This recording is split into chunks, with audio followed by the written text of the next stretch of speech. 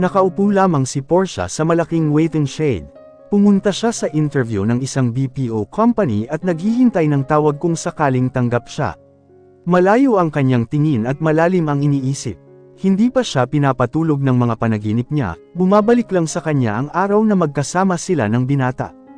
Pilit niyang iwinawaglit iyon sa kanyang isipan, subalit parang wala namang planong kalimutan iyon ng kanyang katawan. Huminga siya ng malalim at inayos ang kanyang buhok nang huminto ang isang kotse sa tapat niya. Bumaba ang windshield at nakita niya si Patrick na nakangiti. May kasama itong babae, mukhang iyon ang nakita niya sa float parade nung nakaraang linggo. Kinunot niya ang noo. "Sakay ka na, ihahatid ka namin," wika nito. "Salamat na lang," sagot niya at hindi na ito pinansin. Naikuyong niya ang kanyang kamao nang bumaba pa ito at nilapitan siya. Ilang saglit pa ay sumunod ang babae. "Patrick, kilala mo ba yan?" "Tara na, hinihintay na tayo sa bahay niyo," saad ng babae. "Portia, halika na, sabay ka na sa min. Ay dadaan kita sa bahay niyo para hindi ka na mahirapang mag-commute," anito. "Hindi na, nagpapahinga lang naman ako saglit. Isa pa, marami ang dumadaang tricycle dito," sagot niya. "Patrick, tawag na naman ng babae. Tinatawag ka na ng kasama mo. Alis na," pagtataboy niya rito. Kita niyang tila nag-aalangan pa ito. "Pupuntahan kita sa inyo. Mag-usap tayo ng maayos, Portia. Punta ako mamaya," mahinang sambit nito. Hindi pa man siya nakasagot ay may kotseng huminto sa unahan at bumaba. Sabay na napatingin sila. "Portia, pauwi ka na ba? Tara, sumabay ka na sa min," aya sa kanya ni Genggeng. Bumaba naman ang windshield at nakita niya ang gwapong mukha ni Governor Theodore. Nilingon siya, hindi siya makagalaw, para bang may mahika ito at hindi siya makagalaw. Ang mga mata nito ay tila kumunoy na kaya siyang pasunurin. "Sige," aniya, akmang palapit sa sasakyan nang hawakan ni Patrick ang kanyang kamay. Portia, pidgel nito sa kanya. Tila nagmamakawang huwag siyang sumakay. Masama pa ang tingin nito sa gobernador. Tinanggal naman niya ang kamay nito at hindi na ito nilingon pa. "Leche," rinig niya pa ang mura nito. Sumakay na siya at hindi makagalaw nang makitang katabi niya ang binata. Nilingon siya nito at nagsitaasan ang kanyang balahibo. Kakaiba ang titig nito. "What? Do you have any problem?" tanong nito sa kanya. Napalunok siya at napailing. Sana nag-commute na lang siya. Hindi niya inaakala na makakatabi niya ito. Hindi nag-sink in sa kanya ang nangyayari dahil na-corner siya ng ex niya. "Portia, baka magka-stiff neck kanyan kapag patuloy kang nakatingin sa labas. Kausapin mo si Gov. Mabait iyan," wika ni Genggeng na nakaupo sa unahan. Lalo lamang natameme si Portia sa sinabi nito. Ang laki ng pagsisisi niyang sumakay pa siya. Nilingon niya ang binata, kanina pa pala nakatitig sa kanya. Siguro kung yelo lang siya, kanina pa siya natunaw. Hindi niya pwedeng sawayin at baka nag-a-assume lang din siya. Nakakahiya naman iyon. "Kumusta naman ang lakad mo? Nakapag-apply ka na ba?" Yusis sa kanya ni Genggeng. "Opo, tatawag sila kapag nakapasa ako," sagot niya rito. Tahimik naman si Theodore sa tabi niya. Alam mo, bakante rin sa susunod na buwan ang posisyon ng assistant niya. Baka gusto mo. Iyong assistant niya kasi ngayon ay malapit na ring mag-leave dahil buntis, sambit nito. Napatingin siya sa binata. Tinikwasan lamang siya ng kilay nito. "Kung gusto mo lang din naman ha. Sa tingin ko, bagay ka sa ganoong trabaho at hindi ka may stress masyado," dagdag ni Genggeng. "Salamat, pero baka may nakapag-apply na," sagot niya. "It's still vacant," sabat ng binata. Napalunok si Portia. Hindi niya maintindihan ang sarili kung bakit hindi siya mapakali. Malakas ang aura nito at para bang hindi niya kayang kontrolin ang sarili. "Pag-isipan mo, Portia. Basta, kung hindi ka matanggap doon sa in-applyan mo, tawagan mo ako," wika ni Genggeng. "Kailan ba magpapasa ng application letter? Pwede pa ba?" "You're hired," sabat ni Theodore. "Ha?" Gulat na napatingin siya rito. "You can start next week if you want." Talaga, hindi siya makapaniwala. "Do I have to repeat myself to satisfy you?" Malalim ang boses nitong tanong. Napalunok si Portia at nagsitaasan na naman ang buhok sa batok niya. Napakapamilyar ng boses nito. Napailing siya. Mabuti na lamang at nakarating na sila sa labas ng bahay. Para na siyang masu-suffocate sa loob ng sasakyan. Binuksan niya ang pinto ng kotse at kaagad na nagpasalamat sa gobernador. Maraming salamat po, Geng, maraming salamat, aniya at bumaba. Walang anuman, ingat ka lagi, sagot ni Geng Geng. Pumasok siya sa loob ng bahay nila nang makaalis na ang sasakyan. Portia, sino yun? Mukhang pamilyar wika ng kapitbahay nilang si Aling Tezang. Kaibigan ko po, dinaan na ako rito para makatipid sa pamasahe, sagot niya. Lalaki ba? Yuzisa nito. Talikod na po, sagot niya, kahit magmumukhang bastos. Pagpasok niya sa loob ay nagulat siya nang makita ang tiya niya. Hindi na ito kagaya nung nakaraan na sobrang lungkot. Ngayon ay may ngiti na sa labi. Oh, Portia, ano, kumusta ang interview mo? Tanong nito. Tatawag lang daw po sila. Pero malhang hindi po ako nakapasa base sa mukha ng mga interviewer kanina, mahinang wika niya. Huminga ng malalim ang tiya niya at nilapitan siya. Okay lang yan, ganoon talaga. Kapag hindi nangyayari, hindi yun para sa'yo, saad nito. Tumango si Portia, pero kahit ganoon, good news pa rin po dahil next week magtatrabaho na ako sa Capitol bilang assistant ni Governor Theodore Elizalde, wika niya. Natutop ang ginang sa kanyang bibig. Hindi nga, parang hindi pa makapaniwala. Paano ka nakapasok? Alam mo bang sobrang hirap makapasok sa Capitol? Lalo sa posisyon mong yan, wika nito. Kilala ko po kasi ang kasambahay niya. Naging kaibigan ko na po, tinulungan niya akong makapagtrabaho roon, paliwanag niya. Nako, maganda iyan. Grabe, congratulations, Portia. Anito at napayakap pa sa kanya. Napangiti siya. Paano kapag natanggap ako sa BPO? Hindi ko naman pwedeng isabay iyon, sambit nito. Napag-isipan ko nga po na mas okay kung nasa gobyerno ako. Siguro naman hindi ako mahihirapan masyado bilang assistant, sagot niya. Huwag mo nang pakawalan ang oportunidad na makapagtrabaho sa gobernador na yan, Portia. Alam mo bang sobrang yaman niya? Siguro naman disente ang sahod, at complete ang benefits mo panigurado. Iyon nga po stable rin kahit papaano, aniya. Correct. Sa hirap ng buhay ngayon, mahirap na makakita ng trabahong ganyan. Makalipas ang ilang araw, wala siyang natanggap na tawag mula sa BPO company. Kaya desidido na siyang pumasok kinabukasan. Kailangan maaga siya roon sa Capitol. Kinabukasan, nagsuot siya ng simpleng puting t-shirt, ponor-ese ng itim na slacks at sapatos. Inilugay niya ang buhok at tanging polvo at lip tint lang ang inilagay sa mukha. Tiningnan niya ang sarili sa salamin at ngumiti. Huwag kang tatanga-tanga. Kausap niya sa sarili at nagmamadaling lumabas para pumara ng tricycle. Nagpahatid na siya papunta sa Capitol at nang makarating ay bumaba at nagmamadaling pumasok. Habang naglalakad, kamuntik na siyang mabuwal nang mabangga ang babaeng kasama noon ni Patrick. Ano ba? Anito at mukhang galit pa. Nag-abot ang kilay niya sa inasal nito. Siya na nga itong nakabangga, siya pa ang galit. Lalo pa itong nagtaray nang makita siya. Mukhang namumukhaan siya nito. And what do you think you're doing here? Ganyan ka na ba Kate Sparada na hanggang dito sinusundan mo pa rin si Patrick? Osek nito. Excuse me, hindi ako nagpunta rito para makita si Patrick, iba ang pak. Liar, senggal nito. Naikuyong ni Portia ang kamay niya dahil sa pagtaas ng boses nito. Hindi ko naman sinabi sa'yo na paniwalaan mo ako. Nandito ako para magtrabaho. Hindi ako nagpapapansin o ano pa man kay Patrick. Wala akong pakialam sa kanya. Inis niyang sagot rito at tinalikuran na ito nang hawakan nito ang kamay niya. You do know who I am, right? Huwag na huwag mo akong tatalikuran kapag kinakausap kita. Matuto kang tanawin ang sarili mo kung ano ka lang sa lipunang ito. Baka nakalimutan mong ama ko ang mayor sa lungsod na to, anito. Natawa si Portia sa kanya. Bobo ako at hindi mayaman, pero alam kong no one is above the law. Ano ngayon kung mayor ang ama mo? Talaga bang gagawin mong panakot ang role ng ama mo sa lipunan? Iniluklok siya ng mga tao para magserbisyo, hindi para gamitin ang pangalan niya para mang-apak ng kapwa. Palibas sa kayo porke may papel sa lipunan ang pamilya niyo ginagawa niyong panakot sa iba, aniya rito. You really have a filthy mouth, do you? Hindi na ako magtataka kung bakit iniwan ka ni Patrick. Tama lang na binitiwan niya ang isang tulad mo. Mahirap ka na nga kung sino ka pa kung umasta. Naikuyom ni Portia ang kamay niya at ninitian lamang ito.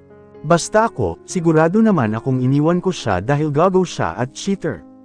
Hinding-hindi ko pagsisisihan iyon. Tutal, mahilig ka sa basura, sayo na, aniya rito at tinalikuran na ito nang hilahin nito ang buhok ng dalaga. Ano ba? Reklamo niya, bitiwan mo ako, ano ba? Ramdam niya ang pagkapahiya dahil sa dami ng taong nakatingin.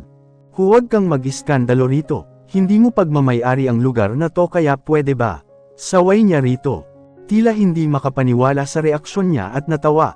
Portia, ano ang ginagawa mo rito?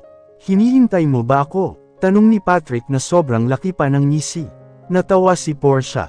Patrick, nakabusangot na, saad ng babae. Napaikot ang mata ni Portia. Sinusundan mo ba ako rito? Nakangiting tanong sa kanya ni Patrick. Hindi, na ba ako pwedeng magpunta rito na may ibang dahilan? Kailangan ba ikaw ang dahilan ko? Asak niya rito. Ano pala ang ginagawa mo rito? Mahinahong tanong ng binata. Natigilan si Portia nang maramdaman may nakatayo sa likuran niya.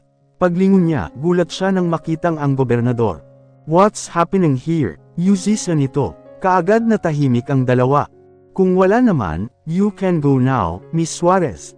Marami ka pang dapat alamin at gawin, sambit ni Theodore. Nakatigilan si Portia. Sayo siya nagtatrabaho. Tanong ni Patrick. Why? Do you have a problem? Balik tanong ni Theodore. Hindi nagsalita si Patrick, tumawa lamang. Mukhang hindi makapaniwala. Nagtatrabaho rin ako rito, Portia. Pwede mo naman lapitan kung kailangan mo ng trabaho sa Capitol. Hindi ngupi. Hindi ko kailangan ng tulong mo. Sa susunod, pagsabihan mo iyang kasama mo. Nandito ako para magtrabaho, hindi para maghanap ng away. Kung may hindi pagkakaintindihan, huwag niyong ibunton sa akin. Wala na akong pakialam. Isa pa, matagal na tayong break. Ipaliwanag mo sa kanya kung bakit.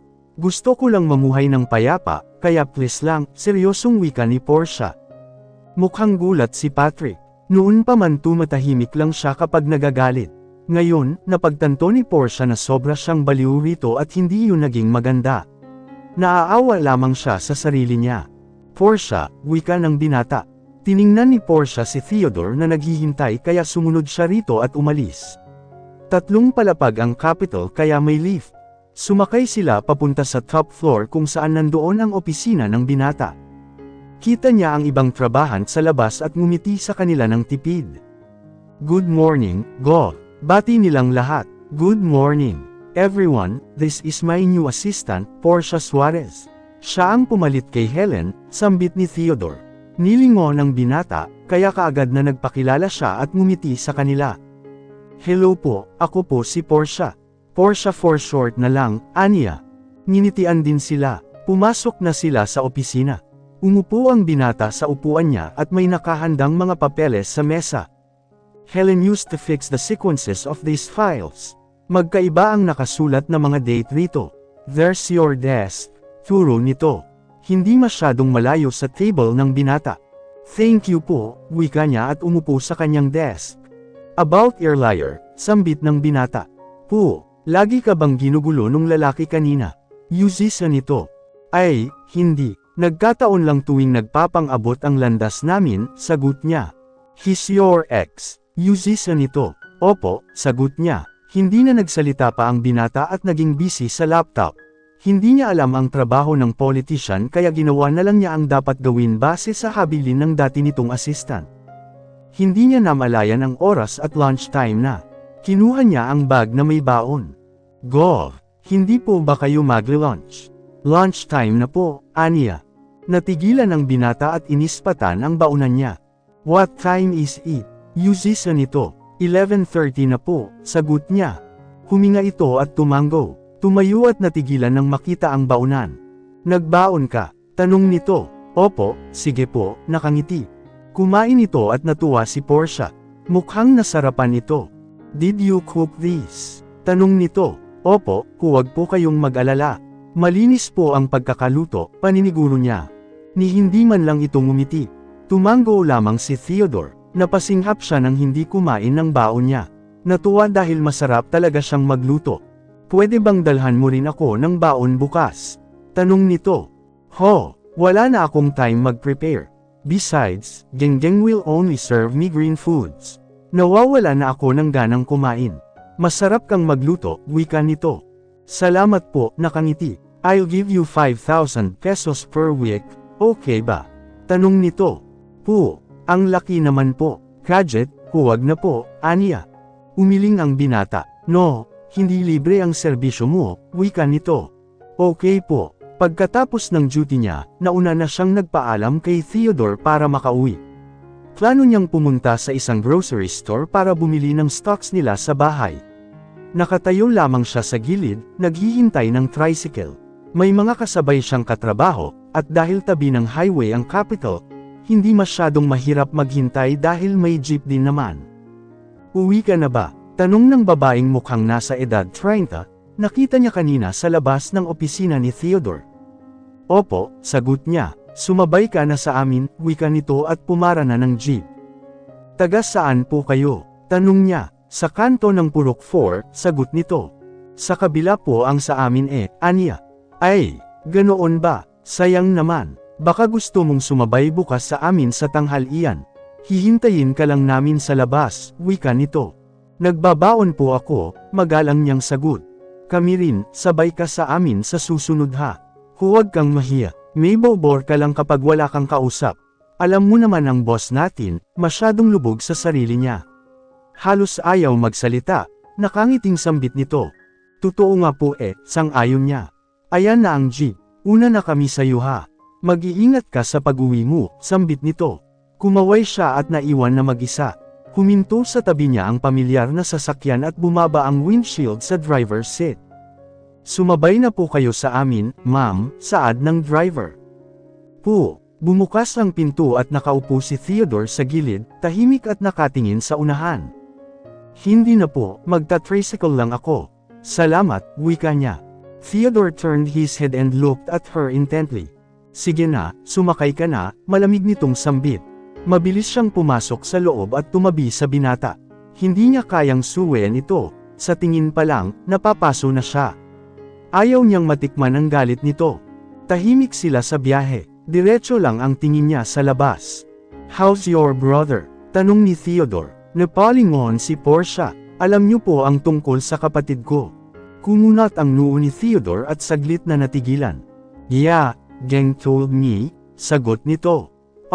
Okay lang po sa awa ng Diyos. Nakalabas na siya, nasa bahay na at patuloy sa medication niya, sagot niya. That's good, ani Theodore. Parang may dumaan na ibon sa pagitan nila at biglang tumahimik. Hindi na siya nagsalita, at wala rin siyang ideya kung ano pa ang sasabihin. Sumama ka sa akin bukas. Pupunta ako sa fiesta ng kabilang barangay, saad nito. Okay po, sagot niya. Ilang sandali pa ay dumating na sila. Maingat niyang binuksan ang pinto at ninitian ng tipid ang driver at ang boss niya. Thank you po, wika niya at bumaba. Portia, tawag ni Theodore. Napalingon siya, napalunok ng maramdaman ang pagtaasan ng balahibo sa katawan. Bakit po? May nakalimutan po ba kayo? Tanong niya. He shakes his head. Don't be late tomorrow. Huwag ka na ring magdala ng baon mo, wika nito. Tumango siya at hinintay na makaalis ang kotse bago huminga ng maluwag. Pakiramdam niya, bilang na bilang ang kanyang paghinga dahil ayaw niyang ma-offend ang amo. Portia, tawag ng kapitbahay niyang si Aling Trina. Bakit po? May hawak itong sandok, mukhang nagluluto. Iyon ba ay bago mong nobyo? Sa pagkakaalam ko ay hindi ganoon ang kotse ni Patrick. Naghiwalay na ba talaga kayo? Bagong mayamang binata na naman. Grabe ka na talaga, bilib na bilib ako sayo. Sana ganoon din kapraktikal ang anak ko, hindi yung magnonobyo na lang, tambay pa, litanya nito, kumukumpas-kumpas pa gamit ang sandok. Hindi ko po nobyo iyon, sagot niya. Sus, huwag ka nang mahiya, normal lang iyan at dalaga ka naman Ano, mayaman ba iyon? Yusisa nito, malawak ang ngiti. Hindi ko po talaga iyon nobyo. Nagmagandang loob lang po na ihatid ako dahil malapit lang din ang sa kanila, paliwanag niya. Kita niyang tila hindi makapaniwala. Mama, naging tutong na ang munggo mo. Sigaw ng anak nito. Tinatawag ka na po ng anak mo, aniya rito. Nako, hayaan mo yun. Arthritis lang. Ano na, sabihin mo na ang totoo dali. Pasensya ka na sakin ha. Talagang nabubuhay ang dugo ko sa ganito, sambit nito, excited. Balita ko ay sa Capitol ka na ngayon nagtatrabaho. Ano, siya ba ang tumulong sa iyo na makapasok? Baka pwede mo ring may pasok ang anak kong si Trixie. Naiinis na ako sa batang yun eh. Mabilis mawala ng gana sa trabaho, wika nito. Mama, inis na sigaw ng anak nito. Putrajes na batang to, isa ka na lang talaga sa kin. Kitang may kausap ako. Hintay ka lang dyan at aabot ka talaga sa kabilang barangay sa suntok ko, galit nitong sigaw pabalik. Natawa si Portia, sige na po, mauuna na po ako, aniya at tumalikod. Portia, sandali, hindi mo pa nasasagot ang tanong ko, anito? Hindi na niya ito pinansin at pumasok sa bahay. Sakto na abutan niya ang ama at tiya na nanunood ng TV. Napangiti siya, hindi gaanong stress. Nakabili rin sila ng ilang gamit sa bahay. Mabilis ang kilos, nakasunod lamang siya kay Theodore. Naglakad sila papunta sa gymnasium ng barangay. Nandoon na ang mga tao, tila hinihintay ang pagdating nito. Narinig niya ang pagtawag ng kapitan sa pangalan ng amo kaya umakyat na ito sa stage at tinanggap ang mikropono. Nasa baba siya at nakatingin. Miss, boyfriend mo ba si Gov? Tanong ng babaeng nasa likuran. Ha, nako, hindi po. Assistant niya po ako, sagot niya at nginitian. Anila, kaya pala kakaiba ang tingin ng mga tao kanina. Para kayong magjowa eh, parehong gwapo at maganda, dagdag pa ng isa. Umiling siya kaagad at naiilang. Kaagad nagsipalakpakan ng mga tao matapos magsalita si Theodore. Mabilis lumapit siya sa upuan nito at binuksan ang minifan, saka ibinigay rito. Where are you going? Tanong nito nung paalis na siya. Sa baba po, hindi po ako pwede rito, sagot niya. Napatingin si Theodore sa baba, napakunot noo. Stay here, anito. Po, hindi po pwede, sagot niya, alanganin. Nag-abot ang tingin nila, natigilan si Portia at mabilis na umiwas. Sakto nakipag-usap ang katabi ni Theodore kaya bumaba siya. Dito ka, huwag kang tumayo riyan, wika ng binata. Sumunod siya, kahit alanganin. Anak ako ng kapitan dito, huwag kang mahiya. Nasabi sa akin ni mama kanina na ikaw ang assistant ni Governor Elizalde. Kaya nilapitan kita para mabigyan ng upuan, paliwanag ng bata. Ganoon ba? Maraming salamat, aniya at nginitian ito. Stephen na lang, anito. Maraming salamat, Stephen, wika niya. Ngumiti ito at umupo rin. Nakatingin sila sa itaas ng may nag-intermission, nakita niya ang boss niyang kunot ang noo habang nakatingin sa kanya. Napalunok siya at umayos sa pagkakaupo. Nakipag-usap ang boss niya sa kapitan at ilang sandali ay bumaba ito. Mabilis lumapit si Portia. Gov, aniya, alis na tayo, sambit nito. Po, pero hindi pa tapos ang program, aniya. When I said we'll go, we will go, anito, mababang boses. Kaagad tumango si Portia at sumunod. Tahimik sa kotse, ramdam ang bigat ng aura ni Theodore. Who's that man you are with? Yuzisa nito, gulat siya. Kailangan ko pa bang ulit-ulitin? Malamig na sabi. Pasensya na po, anak po ng barangay kapitan, sagot niya. Why did he talk to you then? Nagmagandang loob lang po. Binigyan niya ako ng upuan, sagot niya, kinakabahan. Why does it have to be him? Marami namang staff ang barangay, sambit nito. Po, next time, huwag kang makikipag-usap kapag hindi mo kilala. Lalaki pa yun, you understand. Napatungo si Portia. Opo, good, tiningnan siya nito. Nagulat siya nang hawakan nito ang buhok niya. May confetti, anito. Inayos niya ang buhok at nginitian ang boss. Hindi po ba magagalit ang kapitan na umalis kayo kaagad? Subukan niya lang, sagot nito. Natahimik si Portia. Don't make me angry, Portia. Sumunod ka lang sa ipagagawa ko, and we're good, okay? Tumango siya at tumingin sa labas. Sa rest house, sambit ni Theodore sa driver. Nakatingin lang si Portia sa labas, masakit ang leeg. Ayaw gumalaw. Hindi mo ba itatanong kung bakit ako pupunta sa rest house ko? Tanong nito. Nilingon siya at iniiwas ang tingin. Iniiwasan mo ba akong tingnan? Nako, hindi po, bakit ko naman? Sagot niya, alanganin. Then look at me, anito. Napalunok siya, tiningnan ito pero nagalaw ang mata. Rinig niya ang buntong hininga nito. Call your mom or your dad. Tell them, bukas ka na uuwi. Saad nito. Malayo ang rest house. May kailangan akong asikasuhin, wika niya. Sige po, pero may extra pay po ba since overnight ang serbisyo ko? Tanong niya. Hindi makapaniwala si Theodore. Napahiya si Portia. Pasensya na po, mabilis niyang wika, tinakpan ang bibig. What do you mean extra service? Biro ni Theodore. Nilingon niya ito. Ilang pulgada lang ang layo ng mukha nila. Come on, Portia, ba't hindi ka makasagot? Anito? Wala po, saad niya. Napakurap siya, hindi kayang tumingin ng matagal. Ilang saglit pa ay nanlaki ang mata ng mauntog sa mukha ng binata at nag-abot ang labi. Mabilis lumayo si Portia at sumiksik sa gilid. Charles, tanong ni Theodore sa driver. Pasensya na po, Gov. Nandito na tayo sa rough road, sagot nito. Tiningnan ni Theodore si Portia, nakakatawa ang reaksyon.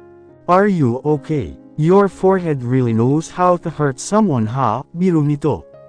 Kaagad humingi ng pasensya si Portia. Humawak sa noo niya. Ilang saglit pa ay huminto sila.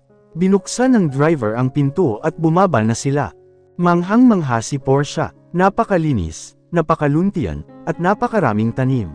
Sa'yo to? Tanong niya. Tumango si Theodore. Wow! Ani Portia. Naglakad sila papasok at binati sila ng matandang lalaki. Hindi po kayo nagpasabi na uuwi kayo, Gov. Kumusta na po? Ito ba ay jowa mo? Tanong ng matanda. Nako, hindi po, assistant niya po ako, sagot niya. Ramon, this is Portia. Portia, this is Ramon, my caretaker. His family maintained this house, paliwanag ni Theodore. Hello po, bati ng dalaga. Ngumiti ang matanda. Is my baby okay? Tanong ni Theodore sa matanda. Napakunot noo si Portia. May anak na nga ba? Sumunod siya sa kanila papunta sa likod. Napaisip sa dami ng sikreto ng boss. Pumasok sila sa malaking pinto at namangha si Portia sa isang malaking leon. Pumasok si Theodore at niyakap ang hayop. Iyan po ba ang baby niyo? Tanong niya. Yeah, I named him Sor, sagot nito. Hindi makaimik si Portia. Come, hawakan mo siya, wika ni Theodore. Nako, huwag na po, nanginginig. Nilapitan siya ng binata, hinawakan ang kamay niya at inilahad sa leon. Napakalambot ng hayop at hindi nag-react ng violent. See, he likes you, saad ni Theodore. Natuwa si Portia. Ilang oras silang naglaro at nagpakain ng leon. Pagkatapos pumasok sa loob at binigyan ng merienda ng matanda. Hungry? Tanong ni Theodore. Medyo, pero okay lang po, sagot niya. Ang bait ng alaga mo. Nakakamangha. Ani Theodore. Tumango si Theodore. I bought him when I was 12, wika niya. Wow! Pwede palang magkaroon ng alagang leon. Hindi ba ipinagbabawal? Tanong ni Portia. I have ways, sagot nito. Tumango-tango si Portia. Sa susunod darating ang isa ko pang alaga. Isang tupa, anito? Tupa, yep. Inaasikaso pa ang papers. 5 yung tupa, sagot niya. Maganda yan, may plano ka bang magtayo ng zoo? Tanong ni Portia. Natawa ang binata. Soon, sagot niya. Talaga? Tanong ng dalaga. I'm just kidding. Of course, sagot nito. They were just rescued animals from cruelty. Ginawan ko ng paraan para mabuhay at hindi malagay sa alanganin. I have to rescue them myself. Ah, ang bait mo po, komento ni Portia. M.I. Tanong ni Theodore, ngumiti. Umiling siya. Magmerienda muna kayo. May handaan at birthday ng apo ko. Baka gusto niyo pumunta, wika ni Mang Ramon. Want to come? Tanong ni Theodore. Oo naman, sagot niya. Pupunta kami mamaya, sabi ni Theodore. Sige po, hintayin ko kayo roon, saad nito. Naiwan silang dalawa. Ano po pala ang kailangan niyong asikasuhin dito? Aniya. Lupa. May inaasikaso akong lupa para sa pabahay ng mga nasalanta ng bagyo, sagot ni Theodore. Napatungo si Portia. Ah, swerte namin ikaw ang gobernador. Talagang may puso ka, komento niya. Of course, sagot nito. Napainom siya ng tubig. Tumawag ka na ba sa pamilya mo? Tanong ni Theodore. Hindi pa po, tatawagan ko mamaya, sagot niya. Tawagan mo na, baka nag-aalala na sila. Tumango si Portia at nag-excuse na siya rito.